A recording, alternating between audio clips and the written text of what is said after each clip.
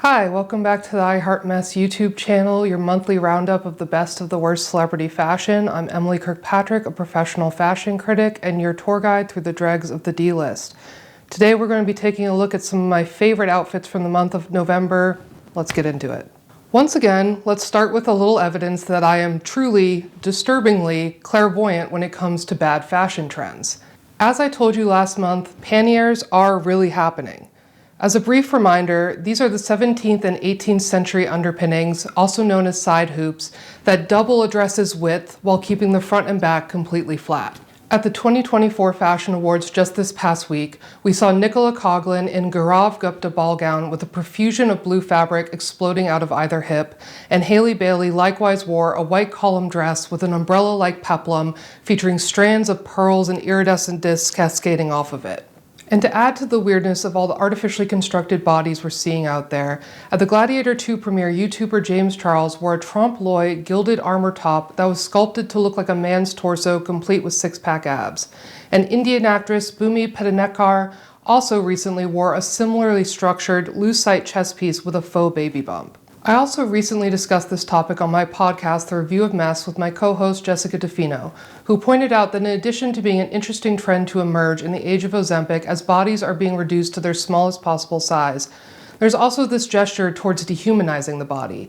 The body becomes like a piece of technology that can be redesigned and upgraded depending on the mood of the moment, without the inconvenience of any sort of permanent medical intervention, as we recently saw with the BBL craze. The rapper Saweetie also brought back a concept we've talked about a lot in these videos, self-care as status symbol. In a selfie this month, she wore under-eye patches as though they were the latest designer shades. In that same photo dump, she also shared an image in which she was holding two large shells to her chest in a sort of strapless bra situation. It reminded me of the way we've seen Addison Rae incorporating conches into her red carpet apparel recently, whether with her own Little Mermaid-inspired cockleshell bralette or the conch she brought to the CFDA Awards as a clutch, alternatingly using it as her shell phone and a sort of symbolic yoni. It got me thinking about how with the devastating effects of climate change now all but inevitable, given America's current political trajectory, natural objects are going to become an increasingly scarce resource, and thus perfect status symbols for flaunting wealth and access. I believe we're going to see stars increasingly incorporating organic materials into their attire as a means of stunting on the rest of us. Which brings us to our first trend of the month: furries are back. And I feel like this is not unrelated to the new celebrity obsession with incorporating flora and fauna into their fashions. Longtime readers of my newsletter know that I have had my eye on the furry community and its slow slip into the mainstream for a hot minute now. Because once you start spotting all of the bunny ears and mascot costumes out there in Hollywood, I promise you will not be able to stop. Like I said back in the first video of this series, mining sexual fetishes for fashion and content is an age-old celebrity tradition, as pushing boundaries and taboos guarantees outrage from the public, which in turn guarantees attention and increased notoriety. While this trend is still very much in the early stages of entering the zeitgeist, there were a handful of examples this month that I felt were worth our attention. Trixie Mattel posed with a human-sized pug and Dalmatian at an event thrown by former Real Housewife Lisa Vanderpump, who, for those who don't know, is the unofficial queen of the furries. Although judging by some of her social media posts, bestiality might be a better word for what that lady's into. So while I wasn't surprised by this image, I was struck by just how scary these costumes are. Something very cursed has befallen these two canines. A reader suggested that it's because their heads are actually too small for their bodies. And while that might be the case, personally, I feel it has more to do with these absolutely haunted eyes. It feels like these were humans who were actually transformed into dogs, like those sailors Circe turned into swine in the Odyssey. To compound that strangeness, Kylie Jenner also recently did an editorial for her new Kai collection with Nepo model Amelia Gray, who inexplicably wore various cheetah heads throughout the shoot. I feel like Kylie's intention was to do something kind of absurdist and high fashion in the vein of Tim Walker and Jürgen Teller, but the results just came across as nonsensical and try-hard. And to round out this strange new craze, Real Housewives of Beverly Hills star Kyle Richards attended the premiere of the show's new season with her hair twisted up in branches to resemble deer antlers. It felt very reminiscent of Lana Del Rey's look at the Met Gala this year, which of course was a reinterpretation of the bridal look from Alexander McQueen's fall 2006 Widows of Culloden collection.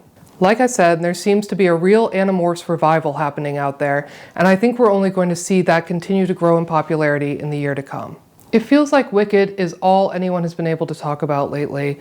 However, all of those press tour looks were a little too classically tasteful for my usual coverage. That said, there were 3 fashion moments from those premieres that really stood out to me that I do briefly want to touch upon. My favorite look from these red carpets has got to be Cynthia Erivo's custom Thom Browne gown she wore to the Mexico premiere of the film that featured an extra set of hands protruding from her shoulders. In my newsletter, I've long traced what I've dubbed the crone shoulder, and this gives that trend all new meaning. I love that this dress is paying homage to that classic image of Margaret Hamilton in character as the Wicked Witch of the West. However, I, like the rest of the internet, believe this dress should have been made by Robert I instead of Thom Browne. Because for as much as I love Thom, this dress seems to draw heavily from one's spring 2024 collection, which featured a lot of faux body parts such as this. I also would have loved to see these hands more closely imitating Hamilton's classic witch claw versus kind of just vaguely voguing around Cynthia's head. But I think my biggest problem with this look was actually the total dearth of intentional posing. Big fashion requires big drama, and Cynthia just kind of holding her hands up in the same shape as the hands on her dress doesn't cut it for me. I think this was a real missed opportunity to lean into the classical witch imagery and give us something sinister, something bewitching. On the topic of menswear having just a little bit more fun, last month I showed you the Christian Siriano curse that has befallen all D-list men who wish to dress a little funkier and more gender neutral than their peers. Now I'm back and thrilled to report that Darren Criss's bad cotillion gown has not deterred other A-listers from boldly stepping a tiny bit outside their comfort zone when it comes to red carpet dressing. This month at the Governor's Awards, we saw a perfect example of something I've been calling the Timothée Chalamet effect. Basically, it's my belief that Chalamet has been dubbed a fashion plate based on his ability to follow a single dressing formula, which is fun tank top, boring pants. That man is forever wearing some sparkly little sheer number with his biceps out. And much like the furries, now that I've pointed that out to you, you're going to see exactly what I mean. And thanks to Tim, this look has slowly been trickling throughout Hollywood as more and more famous men realize that the boring old penguin suit is no longer going to cut it. And we saw this in full effect at the Governor's Awards with Paul Mescal, Barry Keoghan, and Drew Starkey all wearing trepidatiously funky little tops underneath their otherwise basic suiting. Barry opted for a low-slung Dolce & Gabbana pussy bow, Drew went for a mandarin collar with a cheongsam closure, and by far my favorite of the bunch, Paul chose a very romantic lace-up poet's blouse from Gucci, once again calling to mind the Renaissance fair fall that's been everywhere in recent months. Over at the Country Music Awards, I was also very taken with Teddy Swim's ensemble composed of leather pants and a high glam poncho. This gilded drug rug is extremely Nicolas Ghesquière for Louis Vuitton. It calls to mind those thatched cottage roofs he was making every famous person wear in 2022, as well as those jumbo door knocker zippers. But of course, if these boys want to really see how it's done, they need look no further than my personal style muse, Rod Stewart, who recently stepped out in a blazer with a red feather boa lapel. Now that's how you spice up black tie apparel. Now that I've shared with you something I enjoyed this month, it's time for something much less pleasant: Kim Kardashian using robots to thirst trap. I've now talked about these images on every single platform available to me, but I cannot stop thinking about them, and I feel like they're important to talk about because they are a dark premonition of our late capitalist trajectory. For those who have somehow managed to tune that woman out, Kim recently posted a series of images of herself sexily posing in front of Tesla's new Cybercab with one of their bots in the driver's seat. A robot that I feel it's important to point out doesn't actually work. Per the BBC, when these automatons were first introduced at a Tesla event earlier this month, they were reportedly being remotely operated by actual people. This photo calls to mind the type of video vixen imagery she and Kanye used to make often when they were still married, down to her giving this robot a lap dance and entwining her fingers with its metal phalanges. In short, this seems like a very sad, dystopian attempt to make techno-fascism sexy and more palatable to the masses, a tactic some might label propaganda. This also seems like pretty obvious spawn con for Tesla, as that's really the only type of content Kim posts to the grid these days. But she claims that this was not pay for, just a free thank you to Papa Elon as he essentially becomes America's unelected vice president. People have also called this Kim's MAGA soft launch, as she did not publicly endorse Kamala Harris in this most recent election. And while I think that might be true, more importantly, I believe it's her way of visually aligning herself with the billionaire ruling class. Being a member of the 1% is no longer enough, nor is being just another A-list celebrity. Being a reality star, a lawyer, a business mogul, and an actress cannot sate Kim's desire to be ubiquitous and eternal. It's clear the goalpost of her aspirations has once again shifted. But these photos are just one piece of Kim's larger PR strategy. This month, she also returned to her outrage bait roots in full force. From the release of the sex tape, the Kardashians' model of fame has always been about the provocation of the public. Through nudity and sexuality, of course, but also extreme avarice, gaslighting of plastic surgery, and quickly dominating industries they have zero expertise in. And in more recent years, that drive to antagonize has taken the form of the acquisition of dead famous women's stuff. This month, we saw a perfect example of that when Kim wore Princess Diana's giant amethyst cross to the LACMA Art and Film Gala, paired with a dress that showed off a whole lot of cleavage from every angle. A choice which was obviously not particularly well received. I wrote about this in depth in a July 2022 article for Art News, and it's actually only gotten way more extreme since then, as Kim has continued to buy at auction even more things formerly belonging to famous celebrities. For example, the outfit Janet Jackson wore in her music video for If, which Kim then wore to go see Janet Jackson perform in concert.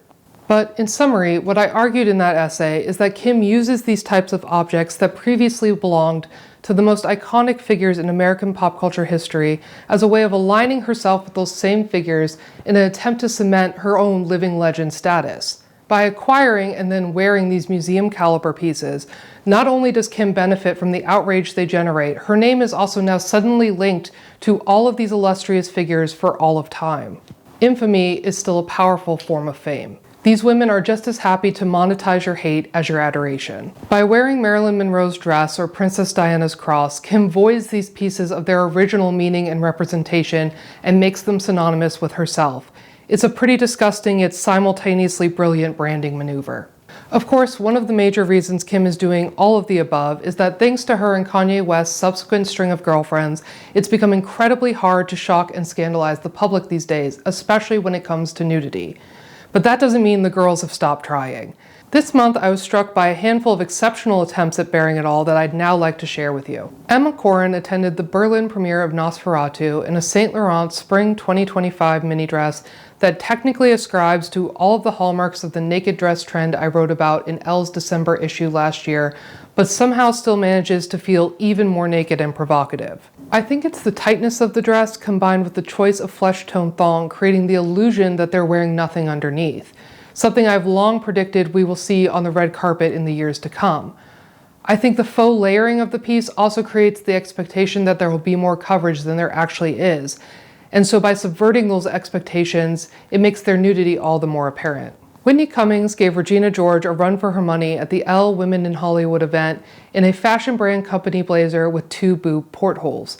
As I said in regards to Emma, an exposed areola is nothing new on the red carpet these days, but I think there's something so unexpected about seeing a breast flopped out of a top in this manner that it makes it oddly striking all over again. Addison Rae put a twist on the trad wife movement by calling the paparazzi on herself to document this apron dress, worn with only a set of electrical tape pasties underneath. And Gavin Rossdale made his relationship red carpet official with Zohanna Zinetti, the Albanian Gwen Stefani. For the occasion, Zohanna chose this absolute wisp of moth-eating crocheted fabric that just barely protected her modesty. But perhaps my favorite iteration of the Emperor's new clothing I saw this month was worn by artist Martine Gutierrez at the Pirelli calendar launch. She wrapped her body in a literal roll of saran wrap, wearing only a black thong underneath, stripping away the pretense of fashion entirely. Would it have been even more powerful had she worn nothing at all underneath? Undoubtedly, but the year's not over yet. And speaking of Gwen Stefani, I did not realize the level of diva she was operating at, and I have to respect it.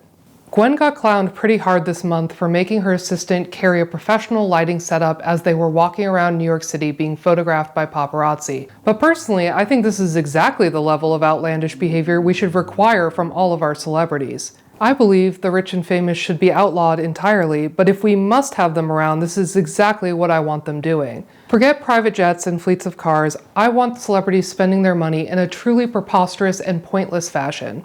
Think Rihanna's $1 million toe ring. The only question I have about Gwen's to-go gaffer is, as an iconic fluorescent lighting hater, how has Mariah Carey never thought to do this before? Something to look forward to, I suppose. One more thing on overhead lighting, it makes me sick. After participating in last month's burgeoning loincloth trend, Dua Lipa is once again spearheading a fresh new look I've been loosely referring to as Harriet the Spy core, essentially strapping the contents of the junk drawer to your person like Harriet's handy-dandy spy equipment belt. Earlier this month, Dua posted a photo of herself wearing a fully functional lighter as a hair clip, a piece designed by Karina Gutos. It's like the Edie Parker Burn clutch, but way cooler. I think this design is so smart and camp, as so much of Gutos' work is. If you're not familiar with the type of stuff she makes, I highly recommend you go check it out. The pop star then followed that up with another kitschy accessory, posing for her new Puma campaign, wearing a belt made entirely out of toy race cars. Is it a good outfit? No. But this is the type of irreverent cheekiness I live for. I also think that Dua's really hit on something here about what the future of fashion should look like. I believe that the next evolution of our apparel needs to find a way to merge fashion and function on an even greater level. I would love to see designers find a way to take the things we're carrying around in our purses anyway and strap them to our person in a glamorous fashion. I want the Moschino Fall 2021 jacket Lisa Todd Wexley wears in Just Like That, but less ugly. Now, another outfit that gave me great cause for contemplation this month was Saoirse Ronan wearing a full look from Phoebe Philo's Seline Fall 2013 collection. It's just crazy to me that before seeing this, it had genuinely never occurred to me that celebrities can and absolutely should be pulling looks from those seasons of Seline. 10 years on, we are more than ready to circle back around to these fabulous, legendarily chic pieces of fashion for one more go-round. For those who don't know, Phoebe Philo was the creative director of Seline from 2008 to 2017, which is largely considered to be the heyday of the brand. She was churning out one must-have collection after the next, full of pieces that are still being referenced and recreated to this day. You can absolutely see her influence on Mathieu Blazy, the creative director of the it brand of the moment, Bottega Veneta. Blazy worked under Philo as a senior designer at Seline before going on to Calvin Klein. But since Philo's departure, these iconic pieces have largely stayed locked up in Celine's archives. But I'm hoping that once celebrities see Saoirse in this outfit, it will open the floodgates again, because we're absolutely starving for the glamour of old Seline out here. And while Saoirse's look is perfect and gives me instant Daria Werbovi flashbacks in the best possible way, there's still so many more incredible pieces we could be pulling from this era. I mean, the spring 2014 Kandinsky-inspired dresses, the spring 2011 box print matching sets Kanye used to wear all the time. At the very, very least, why is Rihanna not stomping around Manhattan in a mink pump on a daily basis? The girls need to leave those 90s Chanel archives alone and start pulling out the old Phoebe. Now, thankfully, I have not had to look at this man's god-awful outfits for almost an entire year, and I was hoping I was going to keep it that way. But I suppose with his most recent appearance at the GQ Man of the Year Awards, I should probably let you all in on the fact that Machine Gun Kelly is my mortal fashion enemy. There are very few people in this world whose outfits genuinely piss me off, but this guy has found a way to do it. With the announcement that he and Megan Fox are expecting, I thought impending fatherhood might knock some sense into his personal style, but that does not seem to be the case. The skin-tight suit is egregious even by his standards. MGK looks like he belongs in a barbershop quartet from a Wild West saloon town. The suit is so tight you can literally see where it's pulling and buckling, and the button placket is gaping wide open because this waistcoat does not actually fit him. I also do not like this vest's horseshoe neckline or the cap sleeves on this equally strange shirt worn underneath. I think the monogrammed Louis Vuitton belt is gaudy, and this little neckerchief makes him look like a rockabilly Boy Scout. Let's hope this is the first and last red carpet outfit I have to see from this man until we're well into next year. I need the time to recover. Now, this is not my typical mess content, but a reader dropped this story in our Discord this month, and I've been obsessed with it ever since. Orcas are wearing salmons as hats, and I think that's fabulous. Orcas are apparently very intelligent and social animals that pass on cultural traditions that are specific to their herd. These whales will develop persistent behavioral traditions that are related to their specific form of foraging, hence why we've seen the recent rise in orcas attacking boats. And some of these populations develop temporary behavioral fads that don't appear to have any adaptive purpose, they're just having a good time. An example of this is the dead salmon hat trend that first took place in the Puget Sound in 1987. A female orca started carrying around a dead salmon on her nose, and then over the course of several weeks, all of the orcas in her pod and 2 nearby pods began doing it as well. The trend faded out by the following summer, with only a handful of orcas continuing to tote around dead fish on their noses. That is until this October, when orcas in the Puget Sound once again were spotted wearing dead salmon as little hats. Scientists don't know why they're doing this. One theory is that's because there's been such an excess of salmon this season, they're using their heads as extra snack storage. Regardless of why, it's extremely cute and extremely chic. Okay, that's it for November. If you enjoyed this video, please like, subscribe, tell your friends, shout it from the rooftop. You can also sign up for my weekly Substack newsletter at iheartmess.com. The link will be in the caption below. I'll see you back here next month to talk about all the Yuletide fashions. Bye!